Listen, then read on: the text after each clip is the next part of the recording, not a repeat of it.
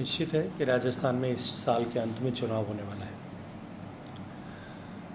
Bharatiya Janata party ने पिछले 5 साल तक लगातार 2018 में चुनाव में मामूली से अंतर से पराजित होने के बाद निरंतर अपने संगठन की धार को भी तीक्ष्ण करने के लिए काम किया।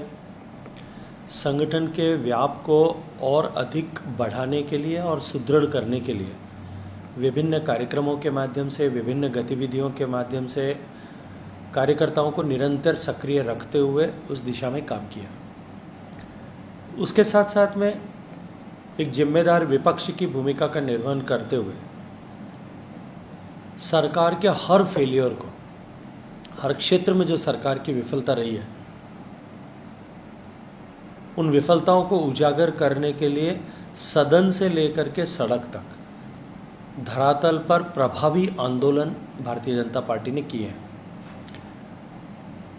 अब क्योंकि चुनाव नज़दीक है, भारतीय जनता पार्टी एक तरफ अपने संगठन के ढांचे को वापस एक बार ब्रशअप करने के लिए काम कर रही है एक तरफ, और दूसरी तरफ नहीं सहेगा राजस्थान इस नाम को लेकर, इस टाइटल को लेकर के पूरे राजस्थान में एक प्रभावी कैंपेन किया जा रहा है, जिसमें भारतीय जनता पार्टी के कार्यकर्ता विभिन्न कार्यक्रमों को लेकर के मंडल के स्तर पर, बूथ के स्तर पर, जिले के स्तर पर ऐसे प्रभावी कार्यक्रम कर रहे हैं।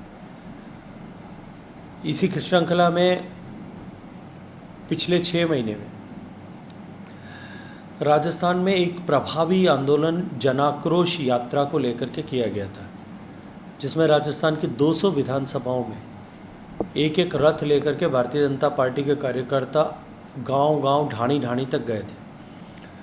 वहां लोगों को जिस तरह का अराजक शासन राजस्थान में वर्तमान में काम कर रहा है, जिस तरह से राजस्थान में पेपर लीक हुआ है, भ्रष्टाचार चरम पर है, महिलाओं के साथ अपमान की, गैंगरेप की, दुर्व्यवहार की घटनाएं जिस तरह से उनकी बाढ़ सी आई हुई है, दलितों के साथ, आदिवासियों के साथ जिस तरह का दुर्व्यवहार हुआ है, सरकार ने जिस तरह से वादा खिलाफी की है, इन सब विषयों पर लोगों के विचार संकलित किए। 1 करोड़ से ज़्यादा लोगों के विचार संकलित करके 1 लाख किलोमीटर तक रथों की यात्रा करके भारतीय जनता पार्टी ने जनाक्रोश को संकलित किया। जिलों के स्तर पर इस तरह की जनाक्रोश के महाघेराव आयोजित किए गए, जहां हजारों की संख्या में लोगों ने उपस्थित होकर के सरकार के फेलियर के बारे में चर्चा की और उसके चलते हुए जिस तरह की अराजक परिस्थितियां राजस्थान में खड़ी हुई है उसकी चर्चा की। इस तरह से एक प्रभावी आंदोलन खड़ा करके भारतीय जनता पार्टी चुनाव की पृष्ठभूमि को तैयार करने के लिए निरंतर काम कर रही है। सियासी गलियारों में है कि अब बीजेपी इसका फायदा कैसे उठाएगी लाल डायरी का, और क्या आप लोग विधानसभा चुनाव में लाल डायरी लेकर जाने वाले हैं जनता के बीच में? देखिए, जैसा मैंने आपसे कहा कि राजस्थान की वर्तमान सरकार लोकतांत्रिक राजस्थान की भ्रष्टतम सरकार है, और सभी क्षेत्रों में राजस्थान में जिस तरह से भ्रष्टाचार सिरे चढ़ा है, सिर चढ़ करके बोल रहा है। आज राजस्थान के आम व्यक्ति से यदि आप पूछेंगे तो भी वो इस बात की तायद करेगा कि राजस्थान में भ्रष्टाचार चरम पर है। सरकार के अस्थिर होने के चलते हुए जिस तरह से कांग्रेस पार्टी के वर्तमान के विधायक उच्छृंखल हुए, कांग्रेस पार्टी के नेता उच्छृंखल हुए, बेलगाम हुए, और उन्होंने जिस तरह से भ्रष्टाचार की सारी हदों को पार कर दिया, उसके चलते हुए राजस्थान में आम जन ये मानता है कि राजस्थान में भ्रष्टाचार चरम पर है। और भ्रष्टाचार पर मुहर तब लगती है जब एक तरफ विधायक सदन में खड़े होकर के, सत्तारूढ़ पार्टी के विधायक खड़े होकर के ये कहते हैं, मंत्री पर लांछन लगाते हैं कि आप भ्रष्टाचारी हो। मुख्यमंत्री के सलाहकार और मंत्री पद का दर्जा प्राप्त विधायक खुद खड़े होकर के कहते हैं, मंत्री को घेरते हुए दिखाई देते हैं कि आप भ्रष्टाचारी हो। कैबिनेट में बैठने वाला मंत्री मंच पर खड़े होकर के हजारों लोगों की उपस्थिति में कहता है कि हमारी सरकार आज तक की राजस्थान के इतिहास की भ्रष्टतम सरकार है। सरकार में कैबिनेट में बैठने वाले मंत्री विधानसभा के पटल पर खड़े होकर के इसी तरह की टिप्पणियां करते हैं, और उसके बाद कैबिनेट का सहयोगी साथी रहा मंत्री कैबिनेट से हटाए जाने के दूसरे दिन लाल डायरी लेकर के विधानसभा में आता है और विधानसभा अध्यक्ष को निवेदन करता है कि मुझे इस डायरी को टेबल करना है, इसमें सरकार का कच्चा चिट्ठा है, 500 करोड़ का हिसाब है, सरकार हिलने वाली है। तब जिस तरह से कांग्रेस पार्टी के मंत्री, सरकार के मंत्री, पार्टी के विधायक और पार्टी के अन्य जिम्मेदार पदों पर बैठे हुए व्यक्ति जो विधानसभा में मौजूद हों, वो एक राय होकर के हमला करते हैं और जिस तरह की गुत्थम गुत्था वहाँ दिखाई देती है, डायरी को छीनने के लिए जिस तरह के हथकंडे वहाँ दिखाई देते हैं और फिर छीन करके फाड़ने की कोशिशें होती है, ये इस बात पर मुहर लगाती हैं कि लाल डायरी में कुछ तो राज थे, जिन राज को बेपर्दा होना सरकार जो है वो अफोर्ड नहीं कर सकती थी और इसी के चलते लाल डायरी को फाड़ने की कोशिशें हुई। लेकिन उस डायरी के अतिरिक्त भी वो तो केवल एक मंत्री का दर्जा प्राप्त व्यक्ति जो मुख्यमंत्री के सलाहकार हैं, मुख्यमंत्री के साथी हैं, कॉन्फिडेंस के आदमी हैं, उनकी डायरी थी। इसके अलावा माइनिंग में हुए भ्रष्टाचार जिसकी चर्चा सर्वदूर है, उसकी डायरी पता नहीं किस रंग की है। आबकारी में हुए घोटाले की डायरी पता नहीं किस रंग की होगी। भूमाफियाओं ने जिस तरह के घोटाले किए हैं उसकी डायरियां किस रंग की होंगी। एकल पट्टे में जिस तरह का भ्रष्टाचार हुआ उसकी डायरी किसी और रंग की होगी। जिस तरह से ज़मीनों को खुर्द-बुर्द सरकार ने मिलीभगत करके किया है उसकी डायरी किसी और रंग की होगी। कितनी रंग बिरंगी सतरंगी डायरियां जो है जिनमें वर्तमान की कांग्रेस सरकार के भ्रष्टाचार के सबूत दर्ज हैं, दफन हैं, ऐसी डायरियां अभी खोदने पर और निकलने वाली है। तो ये निश्चित रूप से देखिए, मैंने जैसा कहा कि जनता ये मानती है कि राजस्थान की वर्तमान सरकार सदी की भ्रष्टतम सरकार है। इस बात को सब लोग स्वीकार करते हैं, एक स्वर से स्वीकार करते हैं। इसलिए इस बात को मोहर लगाने के लिए, इस बात को और अधिक साबित करने के लिए हम इन सारे कच्चे चिट्ठों को लेकर के जाएंगे। राष्ट्रीय लोकतांत्रिक पार्टी इस बार चुनाव लड़ेंगे और 200 सीटों पर चुनाव लड़ेंगे, क्योंकि बीजेपी और कांग्रेस से त्रस्त हो चुकी है जनता, तो कंपटीशन बढ़ेगा। देखिए, चुनाव लड़ना उनका लोकतांत्रिक अधिकार है। पार्टी का गठन करके 50 से ज़्यादा सीटों पर पिछली बार भी उन्होंने चुनाव लड़ा था। समय आने दीजिएगा, समय बताएगा कि किस तरह से जनता अब की बार प्रचंड बहुमत के साथ में भारतीय जनता पार्टी को आशीर्वाद देकर के सरकार बनाने वाली है। राज्य को दोबारा से रिपीटेड किया गया है राष्ट्रीय उपाध्यक्ष। ऐसा सुना जाता है कि कॉन्फ्लिक्ट है, सीएम कौन बनेगा। ये भी कहा जाता है कि गजेंद्र शेखावत, वसुंधरा राजे और तमाम जो दिग्गज हैं उनमें कॉन्फ्लिक्ट है सीएम को लेकर। तो इशारा है कि क्या सीएम वसुंधरा राजे बनने वाली इस रिपीटेशन के बाद, किस तरीके से आप देख रहे हैं? देखिए, मुझे लगता है कि राजनीति में इस तरह के कयास लगाना कोई नया विषय नहीं है। किसी भी घटना को किस तरह से जोड़ करके उसका जो है किस परिप्रेक्ष्य में देख करके उसका नतीजा ड्रॉ करना, ये राजनीति में पत्रकारिता के जगत में काम करने वाले लोगों का भी और राजनीतिक क्षेत्र में काम करने वाले लोगों का, दोनों का सामान्य अनुभव है। भारतीय जनता पार्टी में किसी तरह का कोई कंपटीशन या किसी तरह का कोई आपस में मतभेद नहीं है।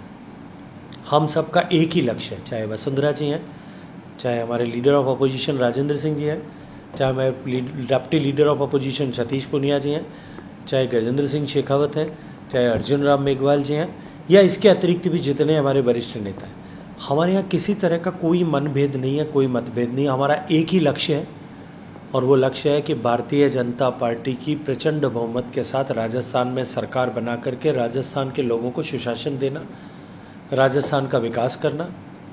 और राजस्थान जिस तरह से इस कांग्रेस के कुशासन के चलते हुए अराजक राज्य हो गया है, जिस तरह से पिछड़ा हुआ राज्य हो गया है, उसको वापस खोया हुआ सम्मान लौटा करके मुख्य धारा में लेकर के आना।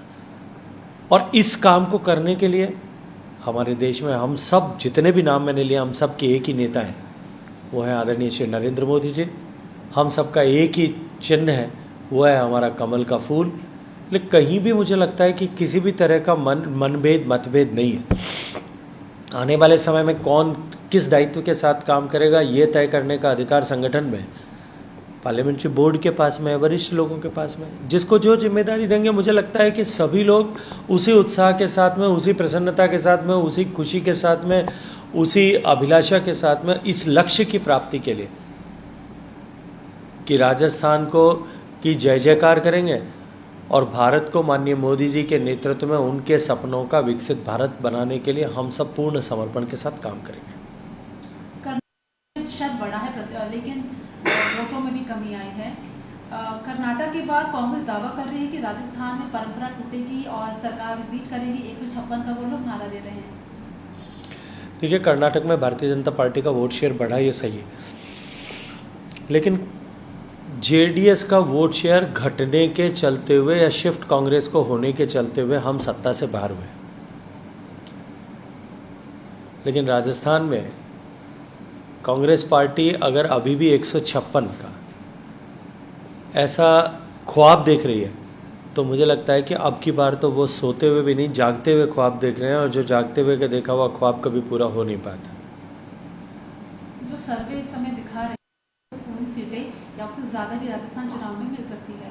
आपका खुद का पर्टिकुलर क्या नारा है? आपको क्या लग रहा है कितनी सीटें? देखिए, मैं इन सर्वे के आंकड़ों में नहीं जाना चाहता और न इन सर्वे के आंकड़ों पर पुष्टि करना चाहता हूं, लेकिन एक बात जिम्मेदारी से कह रहा हूं, अगर आप डायरी रखते हैं तो लिख लीजिएगा, ये सर्वे के आंकड़े बहुत पीछे रह जाएंगे। जब 2013 में हम चुनाव लड़ रहे थे तब भी इसी तरह के सर्वे के आंकड़े आए थे, तब भी मुख्यमंत्री जी ने इसी तरह की लोक लुभावनी योजनाएं अशोक गहलोत साहब ने मुख्यमंत्री रहते हुए अपनी सरकार के अंतिम 6 महीने में लागू की थी।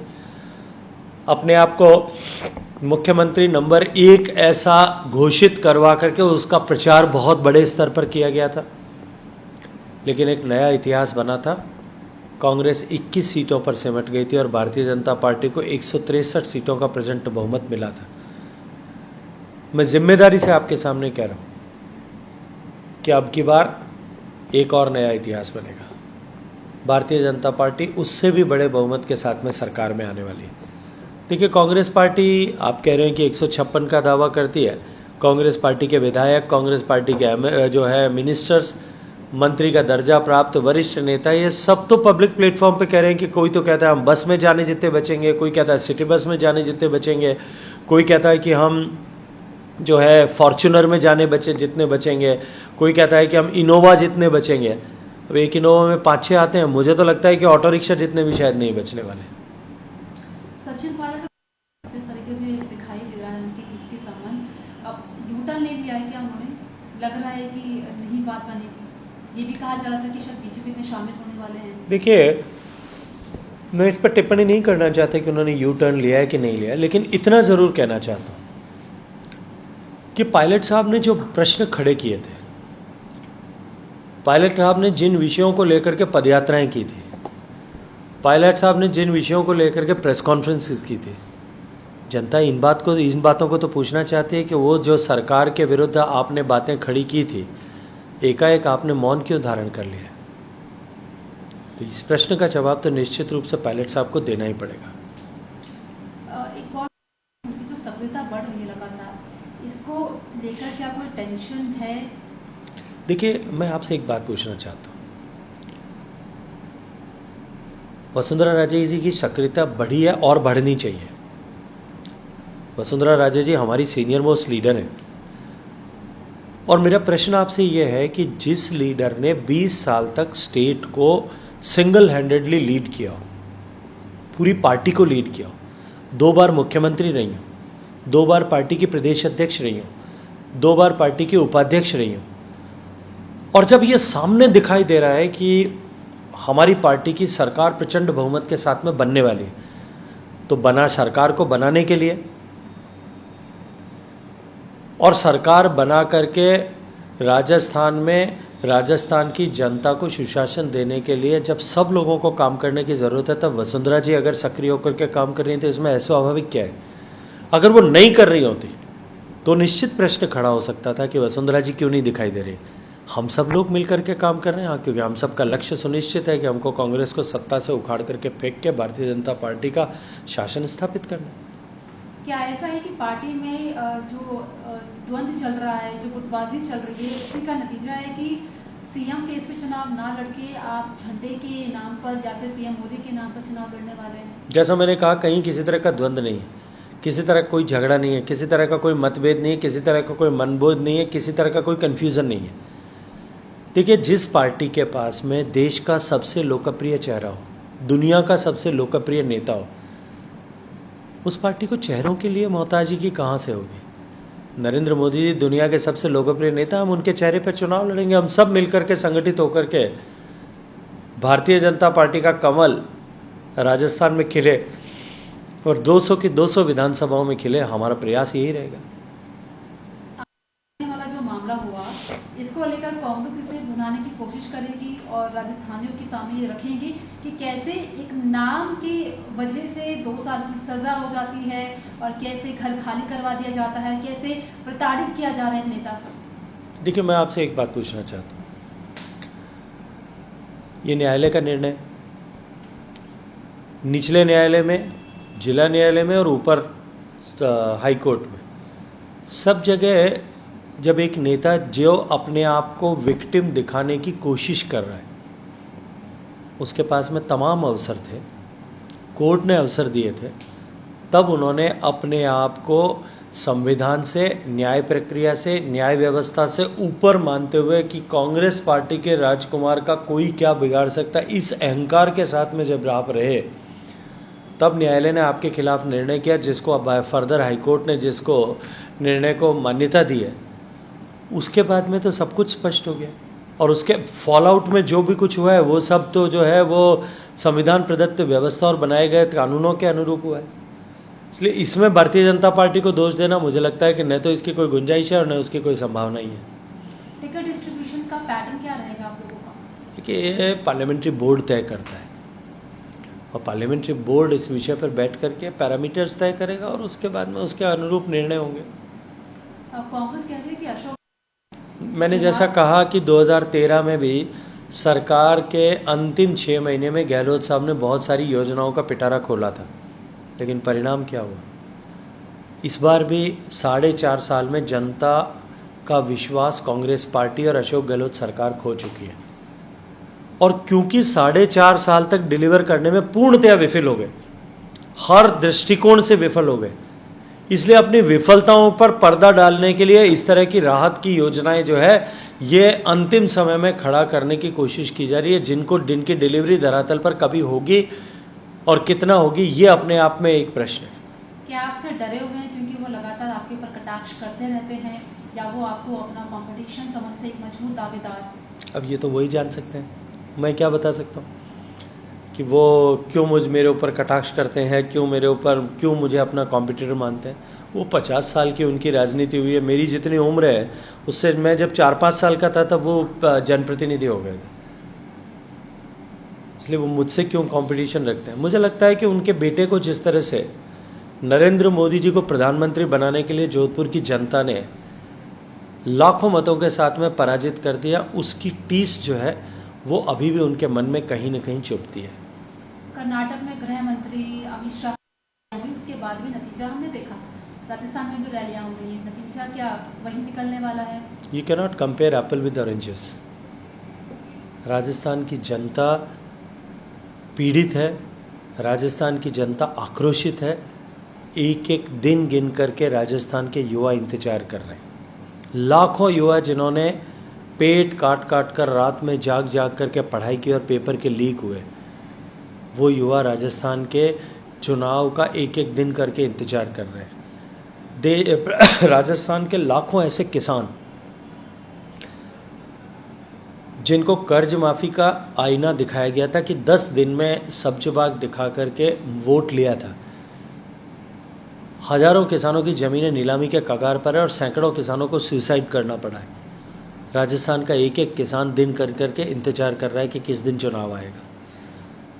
राजस्थान जो रेप की कैपिटल बना है एनसीआरबी के आंकड़ों के अनुरूप, राजस्थान की माताएं, बहनें, बेटियां वो एक एक दिन गिन कर इंतजार कर रही हैं कि राजस्थान में कब चुनाव होता है और कब हम जो है राजस्थान की इस सरकार को उखाड़ करके फेंक देंगे। राजस्थान के बेरोजगार जो देश में सर्वाधिक प्रतिशत में है, वो एक एक दिन गिन करके इंतजार कर रहे हैं कि कब राजस्थान में चुनाव का अवसर आएगा और कब ये बेरोजगारी बढ़ाने वाली सरकार को हम उखाड़ करके फेंक देंगे। राजस्थान का साधारण व्यापारी व्यवसायी जिसको रोज़ प्रतिदिन जो है इस तरह की धमकी भरे एक्सटॉर्शन के कॉल मिलते हैं, वो एक एक दिन गिन करके इंतज़ार कर रहे हैं कि कब राजस्थान में चुनाव होंगे और कब इस सरकार की विदाई के लिए वो मतदान करेंगे।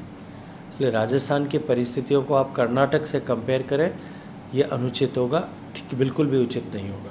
एक और दो रैलियों में भागीदार करने वाला है इस बार, कुछ आप बता पाएं? मुझे लगता है इस बारे में अभी किसी तरह की चर्चा नहीं हुई है, न इस तरह में किसी तरह का खाका बनाया गया।